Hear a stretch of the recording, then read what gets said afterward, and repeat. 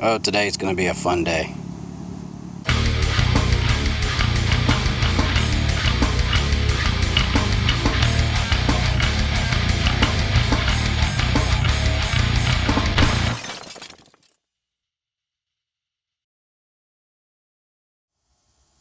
Welcome back to Chaos Garage. Today the Silverado needs a little work. The fiberglass on the radiator, while it worked somewhat, it wasn't perfect. And we'll take a look at that in a little while. So I've got a new radiator. We're going to replace it. And also got to do brakes and oil and possibly something else. But I'll probably break it up into multiple videos if I video all of it. Anyway, I am going to do the radiator. I'm going to walk you guys through real quick how we're going to accomplish this. And I'm going to switch it over to GoPro and we're going to get it knocked out. So I'm going to walk you through all the steps. This right here is a drain hose. Goes down to a petcock down there. A little valve to drain the radiator. So you put that hose down into a bucket or something like that. Turn it. Let it all drain out. Then you disconnect your hoses, your upper radiator hose, and undo this clip. This is the vent line. Undo that. You can take off your hose coming from your surge tank.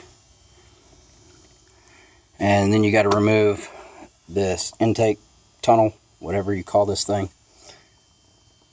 And then you've got these little plastic pop things. You just pop them up a little bit and you can pull the whole thing out. There's one there. There's one back over here. And then there's two on the other side. And then with all this stuff out of the way, that upper radiator shroud just comes right out. Same with the one on the bottom half of that. You just pull up on it and you can wiggle it out. Then we're going to disconnect the transmission cooler lines. There's the top one. You can kind of see it's kind of dark, the bottom one down there. And then the lower radiator hose. And then after we do that, we disconnect. Well, I forgot, you got to take these bolts out to get the upper shroud out. Take these two bolts out, and then you should be able to rock the radiator that way and pull it straight out. And when we get to that point, I will take that radiator, we'll compare it to the new one that I got, and we'll talk a little more. But until then, let's get it done.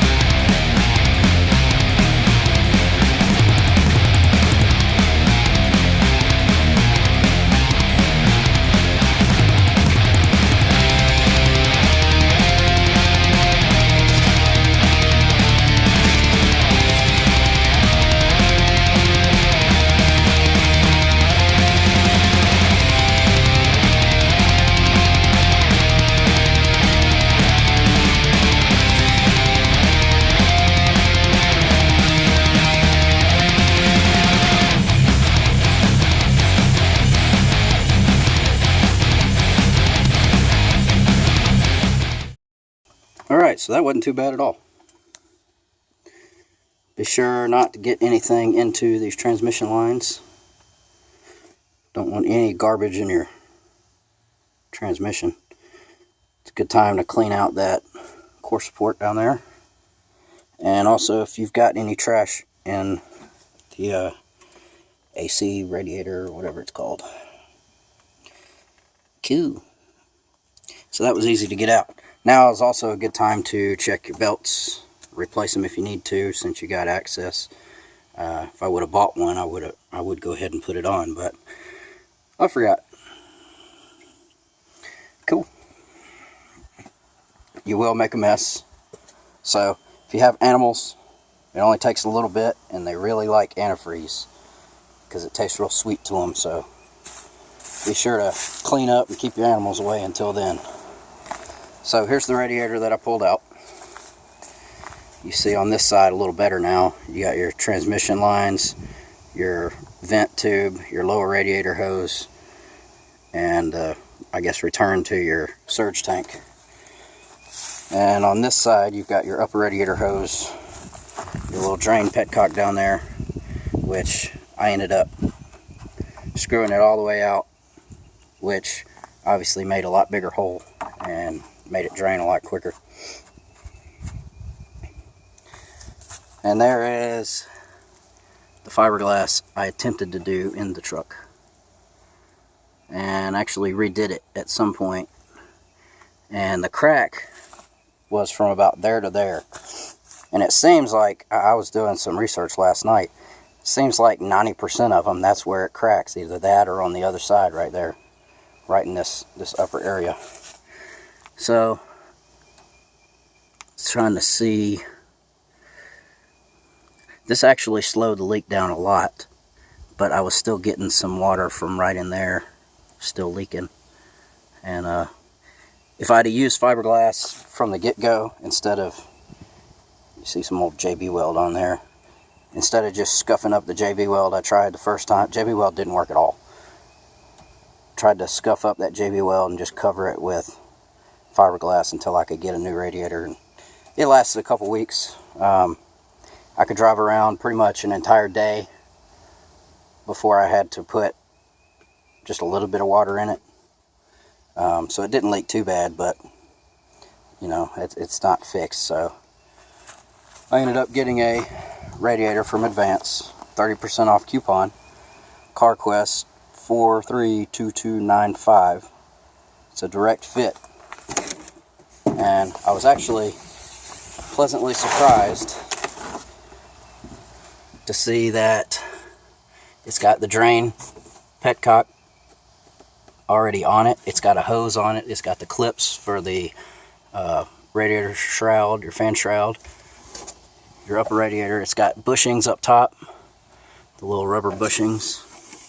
And on this side, which this is going to be interesting, let me turn the camera around. On this side, you've got your lower radiator hose, your transmission cooler line fittings are already in there, and they have the clips. So no futzing with those, because every time I do, those always stay leaking. And then you've got a capped off vent hose, because not all of them use that, so I guess it makes it more compatible. So yeah, not much to it. New radiator, it's complete. It's going to be a drop-in, and let's stick it back together and fill her up.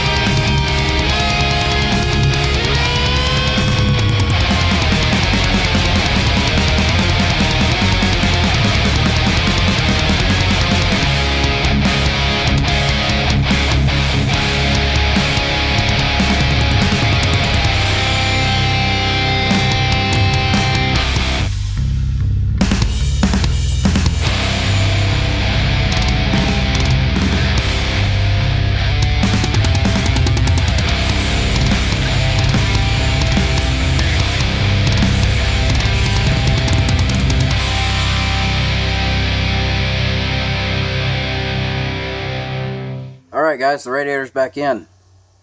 Couple hour job. Pretty much, I think anybody can do it with just some basic hand tools. I think I used a 8mm and a 10mm socket. The rest, screwdriver and a pair of channel locks. That was pretty much all it took. A funnel helps. So, got the radiator back in. I don't see any leaks or anything like that. I didn't show me refilling it up. I'll show you the page of the instructions out of the Haynes manual. Just follow the instructions. It's pretty easy.